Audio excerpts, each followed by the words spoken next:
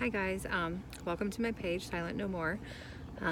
If you followed me over from my personal Facebook page, you know what this is about, you know who I am.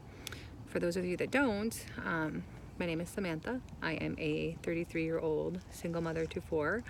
I'm also a domestic violence survivor. My four children are also survivors of domestic abuse and child abuse. I started this page to not only spread awareness of our story and what we've gone through, but to help raise awareness of just how broken the system is out there, because it's absolutely atrocious. The stats say 1 in 4 women will experience domestic violence and 1 in 10 men will. So odds are you probably know somebody, or maybe you are that person. Perpetrators of this kind of violence, rely solely on the fact that they have intimidated you into not speaking out. I know for an extremely long time, I didn't speak out when I was going through it. And even after it, because the system failed me so much that I felt like a beaten down dog. Because if the system wasn't there to really help me and protect me, and if the system was going to judge me, and if it was going to cost me astronomical court fees to protect myself, what was the point in standing up and saying anything? That was when I found my courage. That was when I found my voice. That was when I realized do or die meant standing up and speaking and no longer being silent. So I'm not. I left my abuser in 2015. I was married to him. He was the father of my 4 children. I fled to another state, a nearby state, only to discover that not only are domestic violence laws not uniform between states, they're not uniform even between counties in the same state. And the place I chose to go was horribly, horribly broken. Now I'm stuck there. The place I left was also horribly, horribly broken. And the fact that officers responding to domestic violence calls or child abuse calls had no clue what they were doing. The old chief of police there actually had his own domestic violence issues where he was the perpetrator of domestic violence. And so it literally kind of felt like there was nowhere to turn. There is a lot of judgment that gets placed on the victim. There's a ton of victim shaming out there. Many have asked why I married him. Well, because when we got married, he didn't say, by the way, after we do this, I'm basically going to enslave you and treat you like shit. I'm going to beat the crap out of you. I'm going to hurt any children we have, and there's nothing you can do about it. Because who the hell says that? And then somebody's like, okay, great, I love you, let's do this. That's not how domestic violence works. They start off very charming, very cunning, and the domestic violence tends to start out relatively slow. And when you start to question it, you usually get, the I'm so sorry, it'll never happen again, or they become so good at twisting things that you think it's your fault. You wonder what you did, what was wrong with you. You blame yourself. Well, if I would have listened, if I would have had the house clean enough, if I would have made the dinner he wanted, all sorts of excuses, none of which are excuses, because domestic violence isn't okay and nobody chooses this life. You also get the question, why did you stay? Why did you stay so long? Do you have any idea how hard it is to leave? You don't unless you've been there. It's extremely dangerous. It's extremely frightening, especially when you're completely isolated, and especially if you have children. Sometimes it's almost easier to stay, or harder to stay, than it is to leave, because you're trying to protect yourself. You're trying to protect your children. You have usually somebody who is more powerful than you, even financially, and you're going, I don't have a means of income. They're telling me that they're going to take me to court left and right, and they know I can't afford attorneys. And so you're wondering if maybe staying is what's going to protect your children, because at least you're there and you can step in. I know I thought that for a long time, until I realized that he was actually hurting our children. And it was kind of like the realization of things have gotten so bad that either I'm going to sit here and not say anything and I'm going to die, my children are going to die, all of us are going to die, or I stand up and go out fighting.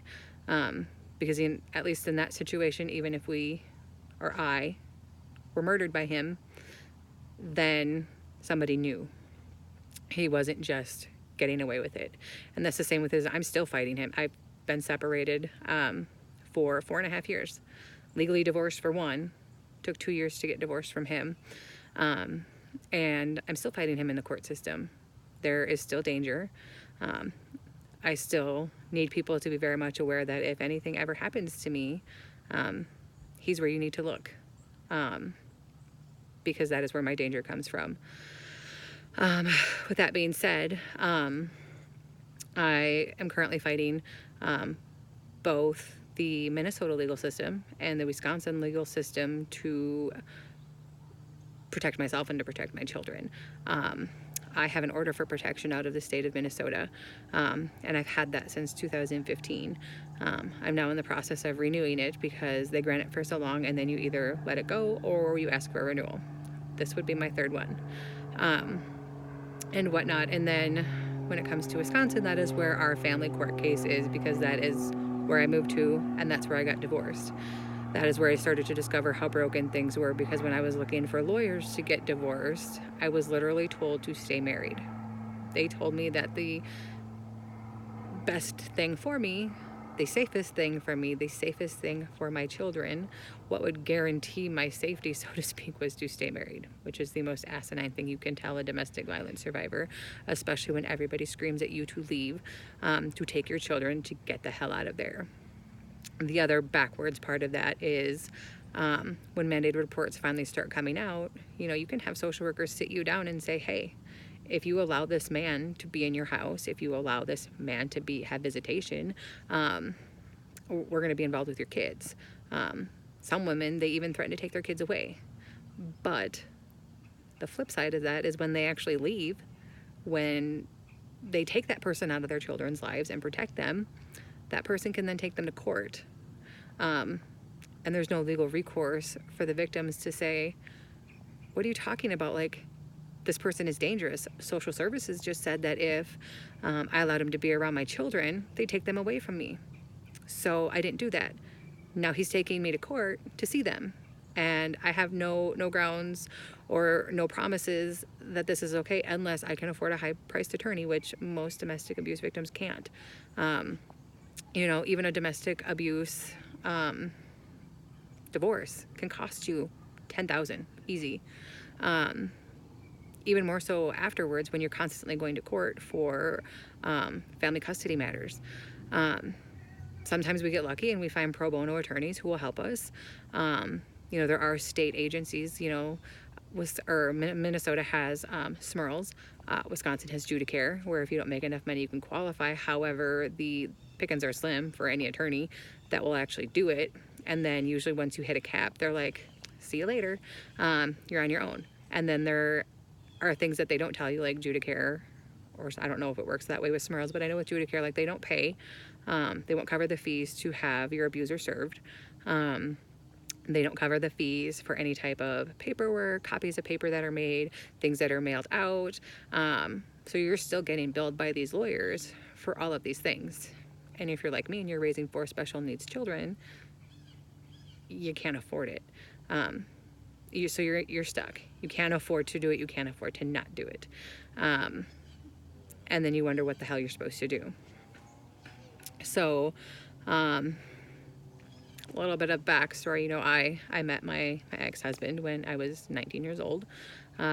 I was going to college in Minneapolis. I was living in Mankato. I was brand new there. The only soul I knew was my roommate. So I went on Match.com, where I had met one of my best girlfriends that I'm still friends with, because we built an amazing friendship. I thought, oh, this would be a great way to meet friends, meet people. And he sent me a message, and it was very friendly and it was very nice. And decided we would meet up, go on a first date, which everything seemed fine. It seemed great. He was 23 years old. He was an accountant. He seemed like he was well put together. We had the whole magical romantic kiss up against this fence where a deer started eating my coat. We went out for dinner. I got the goodnight hug and whatnot. So obviously he didn't sit down and introduce himself and say, hi, I'm so-and-so. I like to watch the Vikings. I hate broccoli and I love to beat women. No, that's not how it works. So from there, we went on a second date.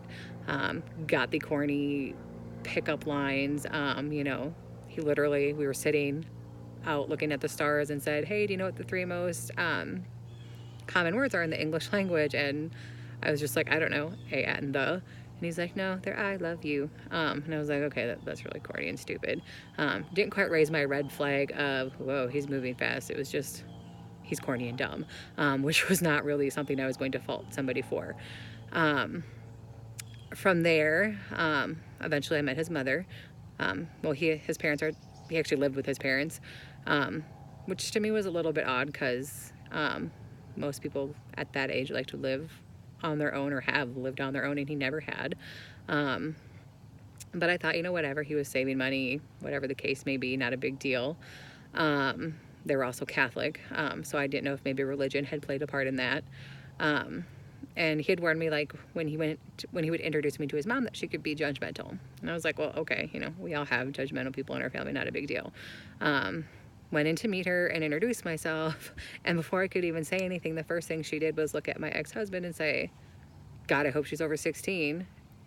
And I did get a little bit of a red flag there. I was kind of like, well, the hell kind of statement is that?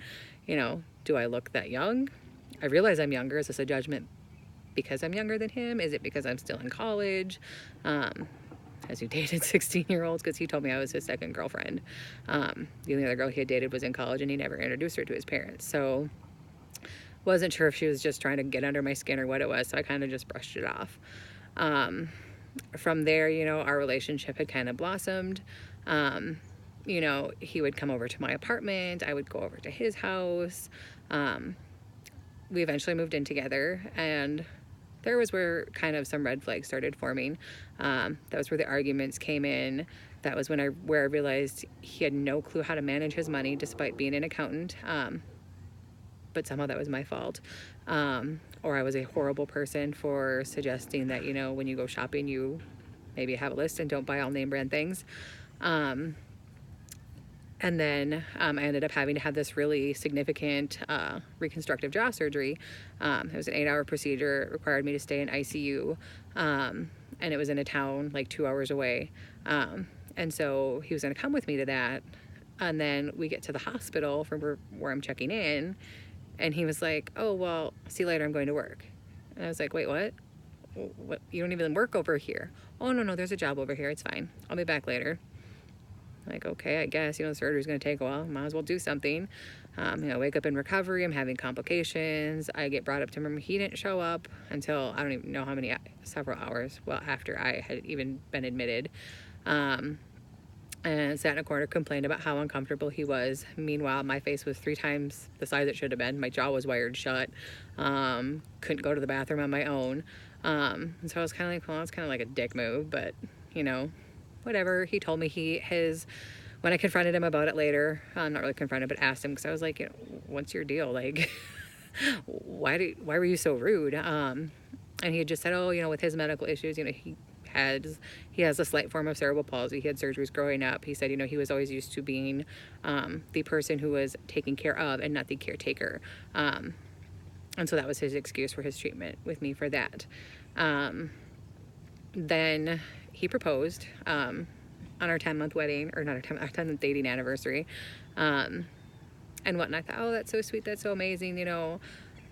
I kind of grew up fast, so I was ready for that life of being married, being settled down. I wanted to get my career going in photography and everything. He obviously had already started his career, so I was like, okay, this is good. This is great, and whatnot. And his mom was constantly asking when we were going to get engaged, those kinds of things, and well, no, we were. We had set a wedding date for about 1 year, 1 month after the date of his proposal. 6 months before our wedding date, maybe even less, it might have been 4 months, I had discovered that he was cyber cheating on me with his ex-girlfriend. Dirty stories, dirty texts, Yahoo Messenger, yeah, that tells you how old we are, those kinds of things. And I was flabbergasted. I was like, no, I'm not accepting this behavior. Are you kidding me? Like, I'm not going to marry a cheater. I had confronted him actually through Messenger because I had logged onto our computer and I was like, what the hell did I just find? He's like, I don't know what you're talking about. I don't know what you're talking about. I'm like, I have the evidence like right here in front of me. He literally tried to make me feel like I was crazy, despite the fact that I had black and white proof that this was going on. And then he tried to tell me it was nothing. Then he tried to tell me, oh, well, you know, she reached out to him first and he just couldn't say no. Dumb excuses, I know. And I seriously, I was like, I literally told him, I said, we're done, we're over. Like, I'm not marrying you. Like, you're disgusting. You disgust me. I'm not going to accept this behavior. Had some friends who had said, hey, you know, you can come stay with us. And I was like, no, it's okay. I'll just stay in our house. Because we had just purchased a house like 2 months prior to this.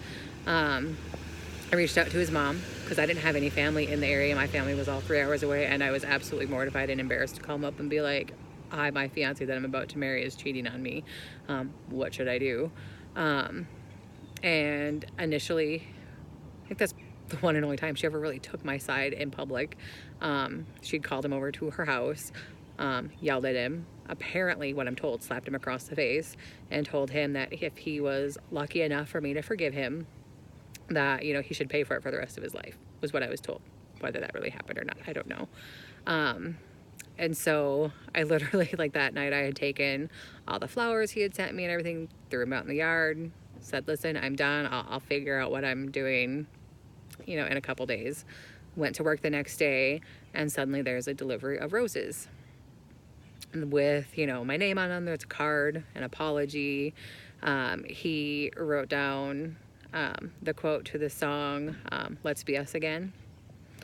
Said how sorry he was, and, you know, it was a sweet gesture, but still I was kind of like, I don't really know what to do with this.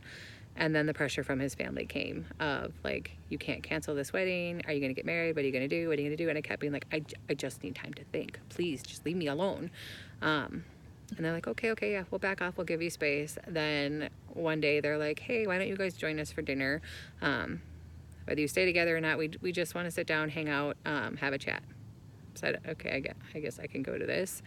It was actually at an Applebee's, and started off simple enough. You know, they had asked if we were doing anything with the wedding at that point, and of course he's looking at me like, well, I don't even know if she's marrying me. And I was like, I don't think I'm marrying you. Like, I kind of made that clear, I thought, because of what you did was not acceptable. And that's when his mom laid into me about this speech of forgiveness and how she met her husband because the man she was supposed to marry had cheated on her with. And I was kind of like, my head was just spinning. I was like, oh my gosh. And his uncle was a priest, and his uncle was going to be the one to marry us. And all of a sudden the hammer of pressure just came down, and from there it seemed like it was out of my hands. It was just like, okay, we're moving forward, we're getting married. I paid for this, I booked this, I've done this, I've done that. He promised me he'd never do it again. He promised me, he wrote her an email and told her like it was done and over. He showed it to me, and it was like, okay. And I was like, you need to understand, if you ever like cheat on me again, like, I'm done, like, adios. I don't care if I have to divorce you, I'm leaving. No, I get it, I understand, I'm so sorry, baby. And so I guess that was probably red flag number one. Once a cheater, always a cheater. Plus the gaslighting. Right before our wedding, there was a huge blowout with his family. His family dynamics are extremely unhealthy. He has a brother who's my age. They were getting married at the same time. The family is huge on drinking. Major alcohol problems.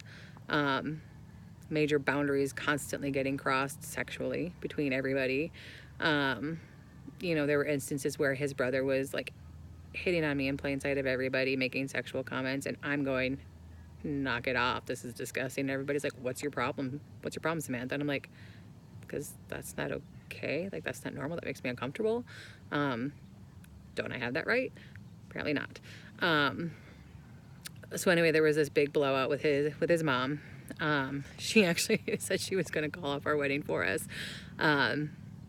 Basically because I had tried to lay down boundaries with her, because she would literally call 5 times a day. She would show up and knock on the door whenever she wanted. If I didn't answer the door and my ex-husband wasn't home, she would call him and be like, oh my God, she must be cheating because I can hear music playing. Okay, because playing country music while doing the dishes or painting the bedroom equates cheating. Whatever. So that was starting a lot of fights. And then, of course, she's like, oh, we paid all this money. We paid for this. We paid for that. And finally, it kind of like pushed us together in a way to like, well, we're getting married, but now maybe you just won't be invited. Like, you can have all your money. We'll go do whatever. Like, you're not welcome at our wedding. She called his uncle and said, don't marry them. And he was like, well, what the hell's going on? And then he sat us down and was like, okay, this is ridiculous. I'm still marrying you. Like, whatever. And then Mom came back around. Mom was acting all nice and sweet. And we ended up getting married. Our wedding day was a little bit of kind of a semi-disaster with his family. My ex-husband had gone over to their house to get ready. Over there, I got ready with my bridesmaids and whatnot at the church. It was getting to be picture time, like, you know, several hours, you know, like it wasn't like it was super early in the morning. It was, you know, late in the morning, getting to be that time where it's take your pictures, have your wedding ceremony, take more pictures. And they came down and they said, he's not here. Because his family was basically holding him up at their house. They finally showed up. They were late. Of course, drinking had been had, because they were upset that I wasn't okay with like a separate bachelorette party the night before, so they could go see naked women. Because I had said, well, if you're ready to marry me, why do you need to see another naked woman? Which is neither here nor there. So he finally shows up. We do the pictures. We do all that. It's really kind of awkward with, you know, his mom was being awkward. His dad was drunk.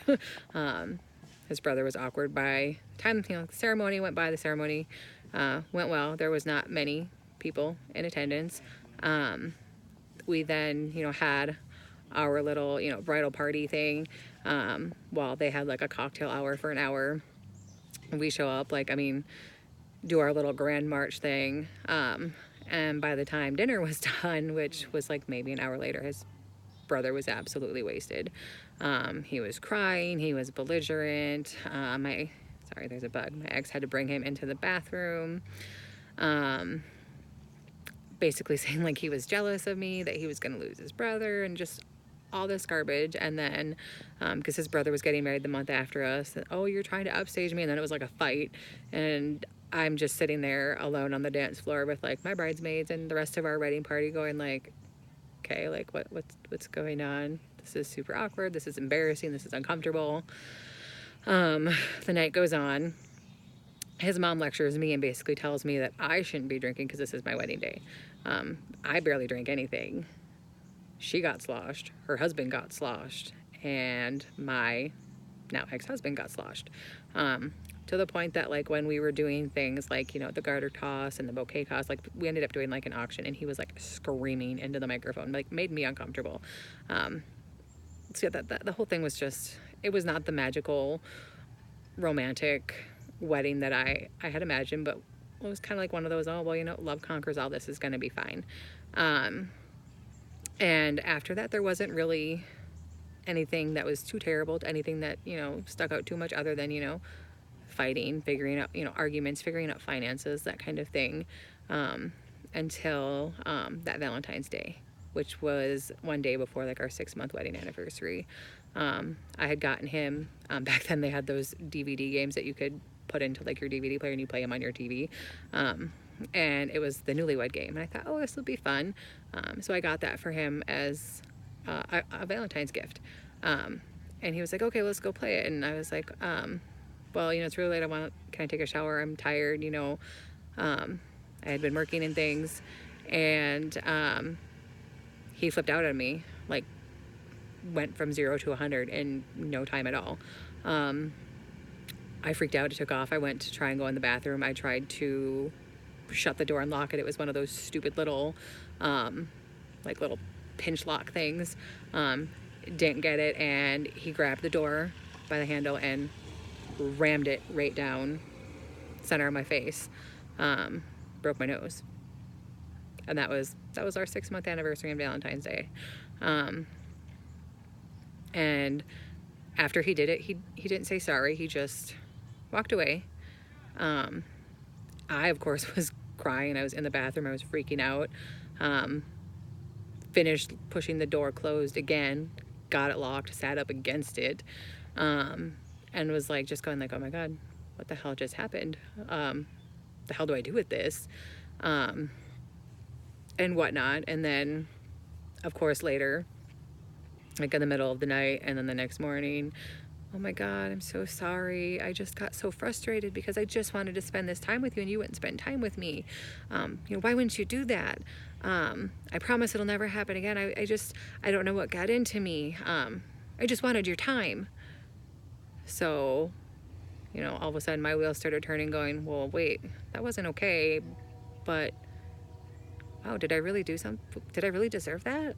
Maybe it was my fault. Maybe if I would have just, said, it's okay, I can take a shower and do all that stuff later. Rationalizing it, trying to like make it acceptable, and it's not. I ended up having to go to the doctor. And I had like these black eyes and my nose was messed up. And he's asking me what happened. And I decided to be honest. And I said, last night my husband got mad at me and he rammed a door into my face. Because I was trying to hide from him in the bathroom. And instead of telling me, hey, this is not okay, hey, this is domestic violence, hey, we need to call the police, he was just like, oh, but I know his mom, they all say like they're such a great family, because she was a surgical nurse at the hospital where I was getting treatment. And I was like, but this is what he did to me. And then so I was like, well, if he's not making a big deal out of this, then why should I make a big deal out of this? Because he's a medical professional. I'm just a nobody coming in here with a broken nose. And so, he treated me. What I ended up finding out later that night was, I don't know for sure if it was him or if it was his nurse who was assisting him in the room with me. They walked over and they told his mother that not only was I there for a broken nose and black eyes, but that I was claiming that my husband, their son, had done it. Her response wasn't like to call me, to ask me if I was okay, to be like, oh my God, this isn't okay, like I didn't raise my child this way. Her response was to get on the phone immediately and call him at work and say, do you have any idea what your wife just did? So again, my fault. I'm to blame. I'm this horrible human being. I'm a horrible wife. I'm ruining him. I'm ruining the family. I'm embarrassing everybody. He then calls me, tells me he's pissed off. First wouldn't tell me why, but he had to go home. He had to go talk, well, not home. He had to go to his parents' house, who lived a mile away, because his mom was demanding that she had to talk to him. And I was not allowed to come. And I was like, okay, whatever at that point, because I didn't know what was going on. And about an hour later, he comes home and just flips out because I've embarrassed his mother. I've embarrassed his family. How could I have told the doctor that he did that to me? Why didn't I lie? And I was like, I have you can see literally like the indent of the door on my head. I have a broken nose. I have 2 black eyes. What excuse did you expect me to make? I didn't know what else to tell the doctor other than the truth. And now I fucking regret it. Because, yeah, he wasn't accepting that at all. And he let it be known. I was in a lot of trouble. And at that point, I was embarrassed. I wasn't even sure if, I thought maybe I was crazy, because, like I said, if the medical professional wasn't concerned about it, but me telling him was making things worse, then maybe I just needed to sit down and shut up.